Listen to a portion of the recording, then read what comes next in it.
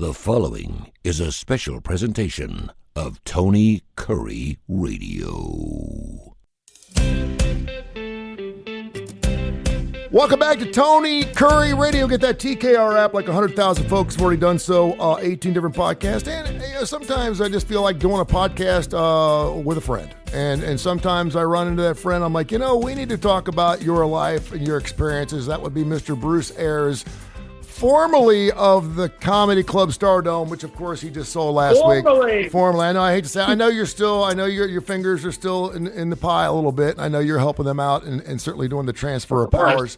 But you've been with the comedy club Stardome for 4 decades. So I welcome you. And I just had lunch a couple of days ago. It's great to see you, my friend. How are you? Tone, I'm great. But I want to say something about you. I remember when Tony first came to town, and I swear, Tony, you just rocked it. I mean, you were the best DJ, the best show. If I put somebody on that show, I was absolutely selling out. And you were the man, you are the man, and will be the man for quite some time. I mean, we've had so much fun over the years, and but tons of respect for you and everything you did, and you're continuing on. So I couldn't be more proud to be Tony Kurre's buddy. Well, thank you very much. And the feeling is very, very mutual. You know how I feel about you and your family. Let's take me back to March 12th, 13th, 14th, 1993. Tell me what was going on in that little stretch there, and just kind of take me through your day. And then, of course, I saw you walking down Green Springs Highway, but just kind of go through emotionally what you were feeling that particular day. All right, well, let's start with the day before. Okay. First of all, Carrot Top, which I think everybody should probably know who Carrot Top is, but he was just at a point in his career where he was opening act, middle act, started headlining. Now he's starting to get some attention. And the big thing for comedy and comedians back then, if you can get invited to perform on the Tonight Show with Jay Leno, that was a milestone that everybody was shooting for. Because once you got there, bigger offers are coming in. So it's a big deal. So anyway, I got Carrot Top booked at the club. Your radio station had a remote on that Friday morning. Mm-hmm.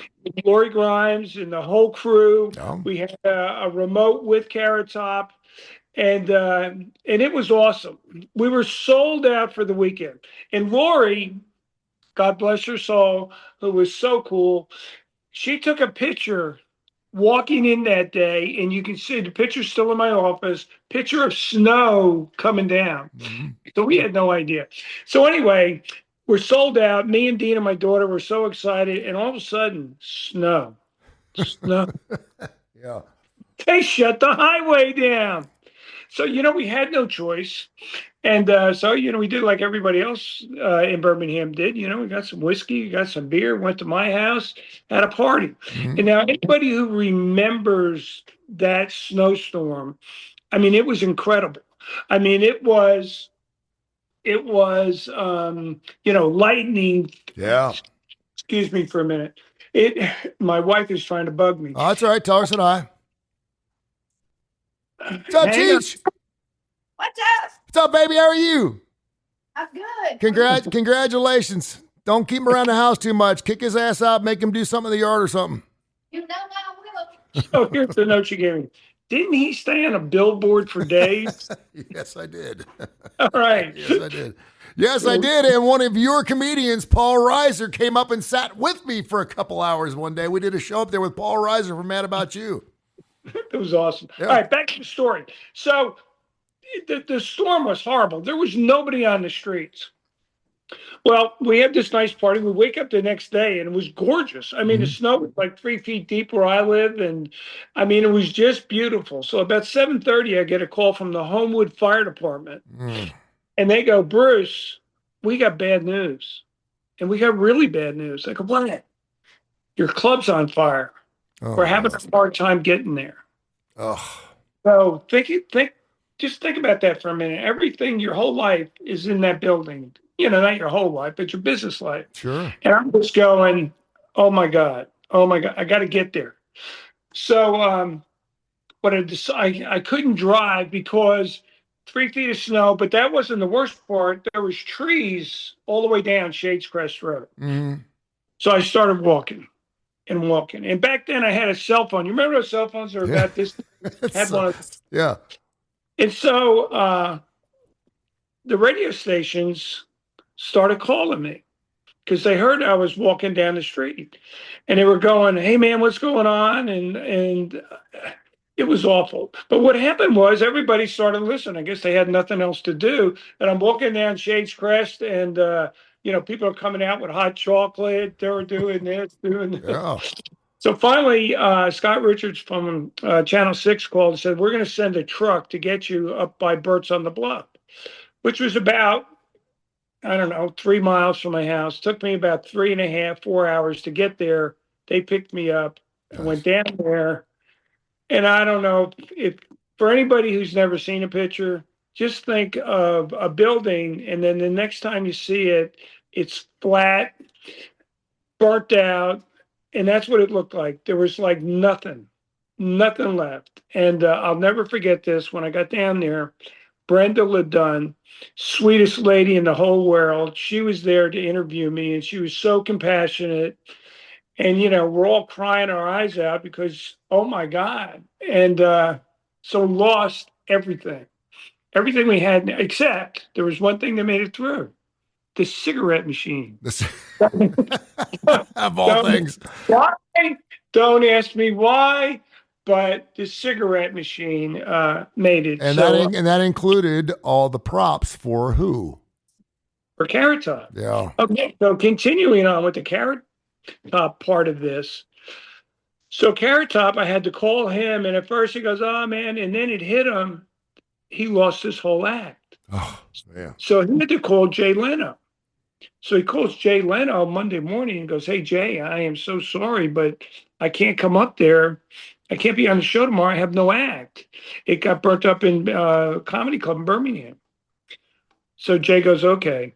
So, or whatever he said. I don't know exactly what he said. And But wasn't that his first time on Jay Leno's show? it was his initial visit. Yeah, it's his first time. So Yeah, anyway, wow. On Monday, Jay Leno, and I quote, "Yeah, we're supposed to have this kid Carrot Top, but all this stuff got burnt up in this rinky-dink comedy club." And then when that happens, all these guys that knew me and knew Carrot Top called Jay and said, "Hey, man, that was a pretty cool club." Well, the next day, Cheech and I come back in after talking to the fire department, and all they had back then, we had answer machines. So here's the message on my machine. "Hey, Bruce, it's Jay Leno. Listen, first of all, I really apologize for what I said yesterday. I heard from all these people you got a great club. Hey, listen, if you ever reopen the club, I promise you I'll do some local commercials for you." Wow. And so this was, I don't know, 6 months later, Jay Leno on the Tonight Show, just for us, for Birmingham. "Hey, ladies and gentlemen, I want to let you know that Bruce and Cheech are going to reopen their comedy club. And listen, you got to go. You just got to go, because guess what? He told me personally he's not going to burn this one down." So that is awesome. So, but the whole point of that was, then Carrot Top went on and became mega star. He's still in Vegas.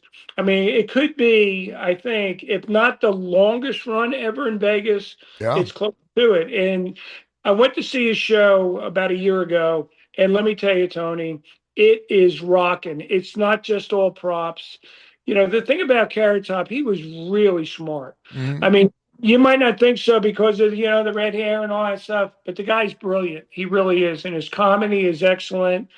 And no, dear friend, and he's still there kicking butt. Yeah, no doubt. So that was 1993. Because I got there in 88, when was the comedy aspect of what you do, when did it start to rise? Because there was comedy's kind of gone in cycles, right? And at some point, comedy got really, really hot again. When was that before the burning or after the burning? After you started the comedy club Stardome, and when it did, what tipped you off to say, okay, we're about ready to go through a cycle here? Well, you never know that going in. You don't think of cycles. You don't think of this. It's just that when I came up with the idea to do the club, I thought the idea was good, of the idea of people going out on dates, someplace to go, make it nice. And that was something to do. And it was comedy. When I first thought of comedy, I thought it was cool, Yeah. but I didn't know much about it. Yeah. Okay. So when I first opened the club, nobody knew. The only people you knew about comedy was from the Tonight Show with Johnny Carson or Ed Sullivan. Mm-hmm. And there was very few people you could name. So when I first opened the club, I had a big sign on the Red Mountain Expressway. This is opening night.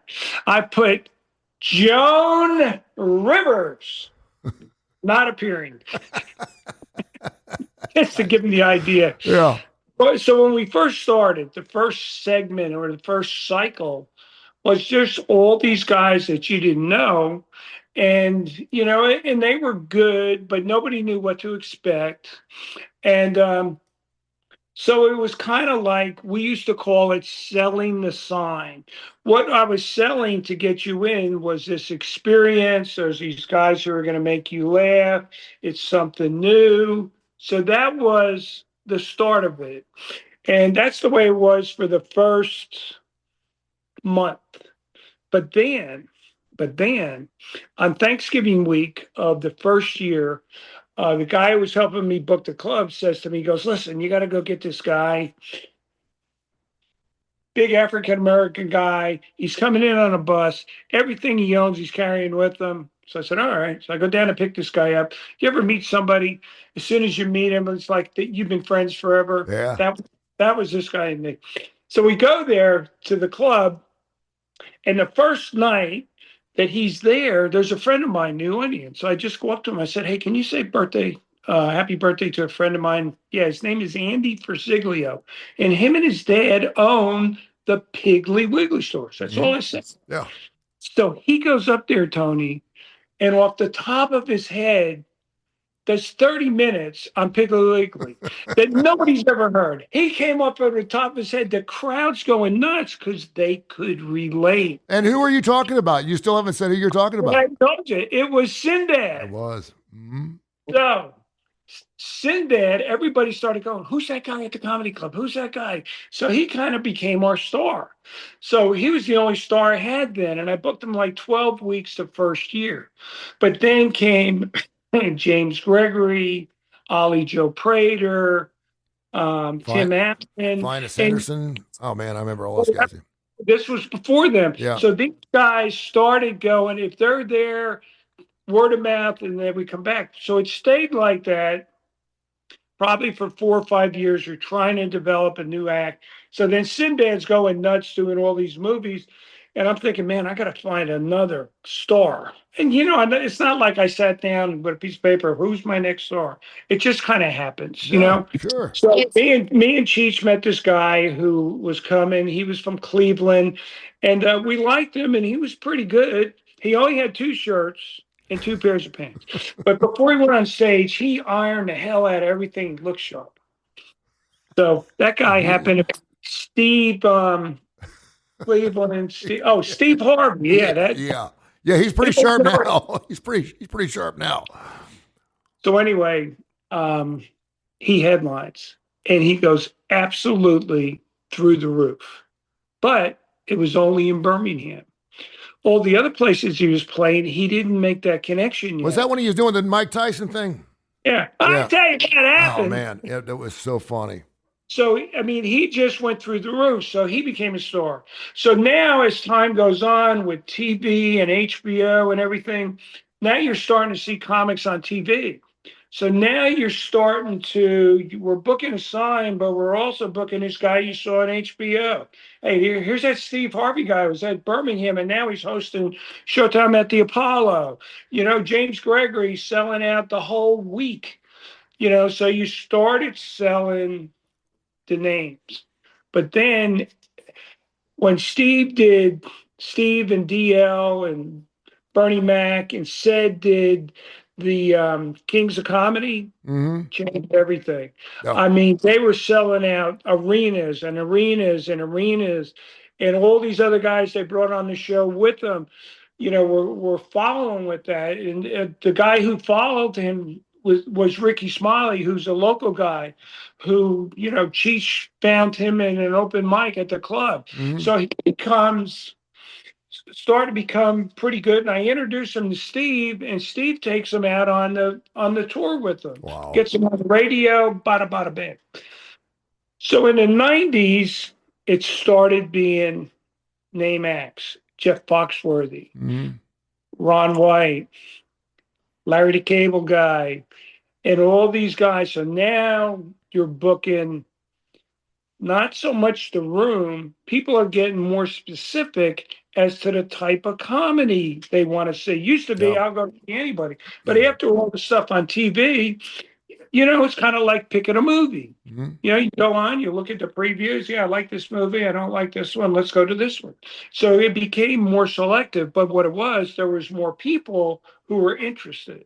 So that's how all of that evolved. I had a very good friend of mine, Michael Coleman, who I'm going to be doing a show with a little bit later on this year, and he just got back from Atlanta, and I said, "Who'd you go to see?" He said, "Oh, I went and saw Ron White." And I said, "Really?" I said, "Oh man, my gosh!" I said, "I haven't seen him." And so then I was telling him my story that when Ron and I had a night out together one evening, and then he was supposed to be on the Rick and Bubba show the next morning, and showed up, and they didn't want to have anything to do with him. And you about railed my ass that afternoon. What the fuck are you doing with my comedian stuff? I'm like, dude, I didn't know. That was us. All I know is there was a damn limo outside the hotel at 6:30 in the morning, and I had a Jack and Coke in my hand. I was like, I'm not going anywhere. And he's like, you can stay here. And we had a great time. Bruce Ayers just sold the comedy club Stardome, a beautiful place, for over 4 decades. He's been doing his thing. He's been nice enough to join us here on Tony Kurre Radio and, of course, our podcast series. We're available on every major industry out there, Audacity, VEASAN, and everything else. So wherever you get your favorite podcast, you can find us. Give me a good, because I several people knew that I was going to talk to you. Give me a name act. Give me someone big. Give me a good story that you had with someone that you went out and tied one up with. Because everyone knows that you knew Robin Williams and you knew all these people, these famous people, and just give me a good story. All right. Of all these years, thousands of acts, everybody, I got starstruck one time. Wow. The one guy who really I got starstruck by was Tommy Chong. Really? When I was in college, it was Cheech and Chong. I mean, it was just Cheech and Chong. They were Dave's not here, man. I mean, that was my favorite, all of us guys. So I remember I book him, and I have to go pick him up at the airport.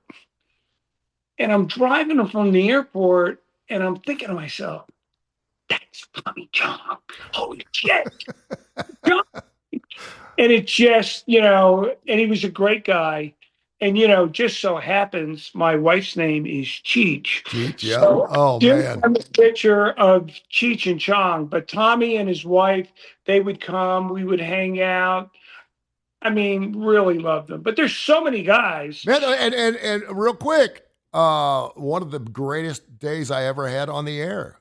Yes. Tommy Chong came up to the radio station. I was doing one of my stunts where I was going to jump with a donkey out the Alabama State Fair, at the state fairgrounds, the old fairgrounds. Be all right. And I was going to jump 30 feet into 3 feet of water, the dumbest damn thing I've ever done. I messed my back up and everything because they had this jumping mule. And I was like, well, hell, I'll jump with a mule.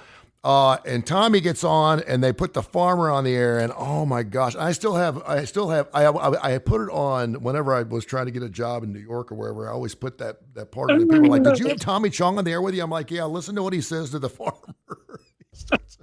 Oh my God, it was so funny. And I mean, it was so off the wall. And Tommy's like, you're doing what now? And it was one of the funniest moments I'll ever forget. Normally, if me jumping into a swimming pool live on the air, that's enough for like a year of shows. That's enough. throwing Tommy Chong sitting in the studio, giving the play-by-play. It was crazy. It was insane. It was great. But over the years, there's so many of these guys. Like one of the guys who's been coming since about 1985 is Henry Cho. Mm-hmm. Henry Cho, one of the greatest guys ever. And we've had great times together. A guy named Finus Henderson. Finus, his godfather was Sammy Davis Jr. He probably put I on didn't one know of the that. most incredible. Yes, you didn't know that. Great singer. God, he gets both of them can sing. You know why? His dad was Sammy's manager. Wow. Finus' dad was Sammy's manager. I He never used knew. to show me pictures of him as a little boy sitting in his kitchen with Frank Sinatra, Dean Martin, Sammy Davis, his dad, and he had it in his blood. I met him in Vegas, and we brought him. He became one of our greatest friends, and his show out of this world. Yeah. We've had so many shows and so many guys, and it's been great, man. No. It has been awesome. That's fantastic. So occasionally you would have an opportunity to get, whether it be a Paulie or maybe a Seinfeld or someone big. And several people have asked me the questions, why didn't you bring in some big super? I said one of the reasons you didn't have to. You didn't have to bring in Seinfeld, and by the time you paid Jerry, you'd have to charge $300 a ticket to make any money. So what was the difference, and who did you choose when you wanted to step out and go big? Because you have gone big before. Oh, I mean, it doesn't work that way. How it works is if the guys are going out or the guys want to come and work on new material. It's like Chris Rock. Yeah. I don't know how many years ago it was, but the year before somebody said, hey, you ever think you'd have Chris Rock, or you ever think you'd have this guy or that guy? And I said, you know what? I don't know, because you never say no in this business, because you never know who's going to call. So we got a call from Chris Rock's agent. He wanted to work on some new material, and it was just so cool to have him there. And even recently, Nate Bargatze, came to the club twice. Yeah. How cool is that? Oh, Putting man. an information to, there's hardly anybody bigger right at this moment. Leanne, she's been at the club. She came to the club for 20 years before she ever made it big. But we had all those people. But there's people that, if you said to me, who are some of the very best, it's like, let me tell you the Mitch Hedberg story. Mm-hmm. Oh, yeah. To me, Mitch Hedberg, it was such an incredible guy. He had his problems. But the first time he came, Tony, he came with a guy who had a stand-up bass. Boom, boom, boom, boom, boom, boom, boom, boom, Mm-hmm. And he was doing all of these jokes to that bass. An escalator never breaks. It only becomes stairs. Thanks for the convenience. But he was so cool. So one time, I named, or to this day, if you go to the Stardome, the cheeseburger is called the Mitch Hedberger. Mm-hmm.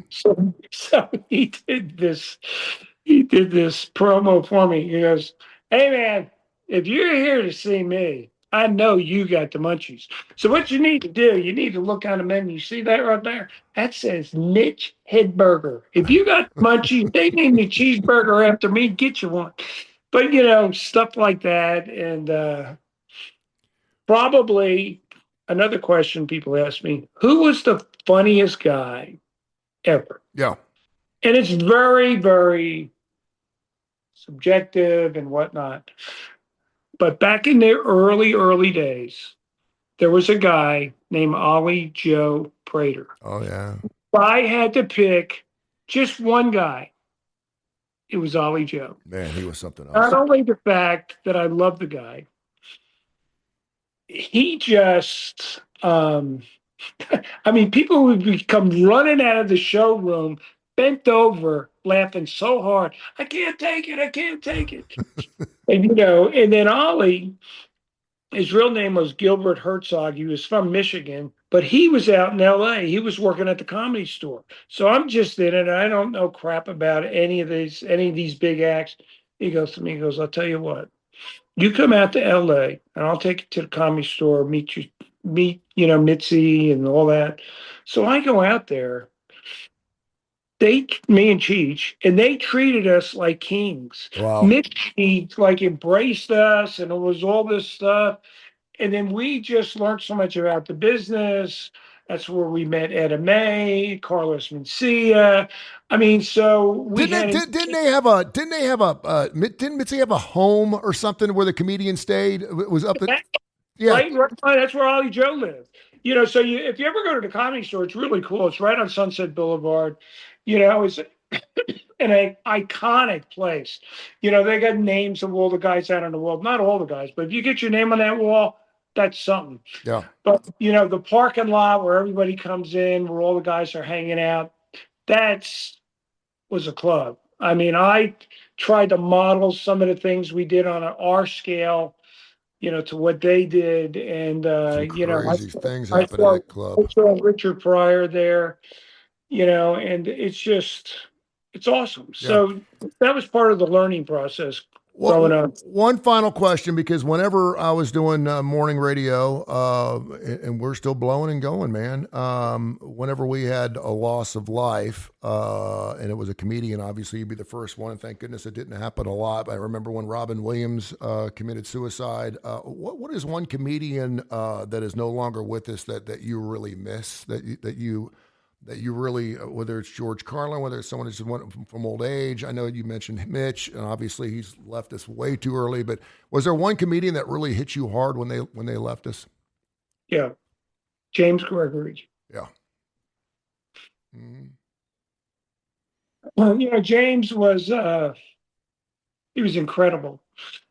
Incredible. And everybody loved James, and he did so much for us in Birmingham. We loved Birmingham.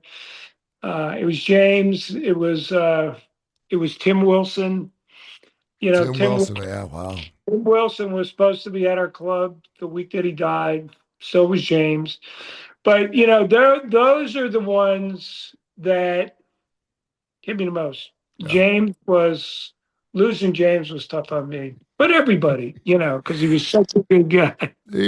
Oh my gosh, he would come in the studio and, would have those red glasses, and he'd be wearing some funky suit or something at 6:30 in the morning. And I'll never forget. And he invited me to his house for his Christmas party. He had a hell of a Christmas party every year. He had Christmas parties, Tony, for like probably 25 years. Oh, his house in Atlanta. Oh my God. I think it used to belong to the guy who owned Home Depot or something, but it was the most incredible house. And he'd have all these parties of all the comics. I mean, it was crazy. And had himself a big ass heart bed. I know because I lied in it. He's like, yo, you need to go up and see my bedroom. And I said, you know what? I do need to see your bedroom. And I went up there, and he's like, you need to lie down in this bed. And I was like, I don't know if I feel real comfortable doing that, James. And I just loved him. And we just had the best time, man. Oh my gosh. Oh, the stories just, I'm so blessed. I wouldn't have gotten an opportunity to do that if I hadn't been in radio. And obviously you hadn't gone through a fire. And I mean, because I truly believe that God's got a plan. His plan is perfect, and everything happens for a reason. And it just turned out so doggone well for you. And I'm just so happy that now you get a chance to I know you're not done. I doubt you're going to be sitting down at Lynn Park playing chess with your old friends feeding pigeons. So I know you're going to get yourself into something else. But please keep in touch. Let me know what's going on, will you? I will. One more thing I want to say. Yeah, buddy. Every time anybody, thinks of the Stardome, they always thought of me. But it wasn't just me. It was my family. It was Cheech, Gina, Dina, my daughter Sheena, who passed away, my son-in-law Rodney. I mean, we started out as a family business, I guess, but it turned into a family legacy. And, that was the greatest part of this whole deal for me, was doing it with them. So, and meeting guys like you and Andy and I could go on forever, but thanks for having me on, Tone. I really appreciate it. Love you, brother. Keep in touch, man. We'll talk to you soon. All right, Tone. Thank you. Bye-bye. This has been a special presentation of Tony Kurre Radio.